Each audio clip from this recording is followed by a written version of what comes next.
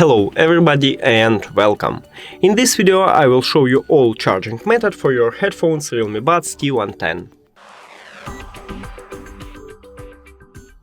And the first one is to use a USB-C cable. So on the bottom of the charging case we have a USB-C port, so just connect USB-C cable here. We can see a LED light right here, so it means that it's charging.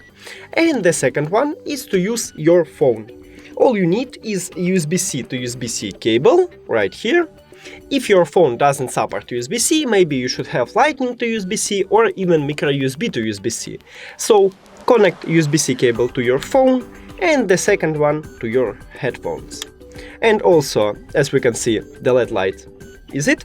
So it means that it's charging. This headphones doesn't support wireless charging, so that's it.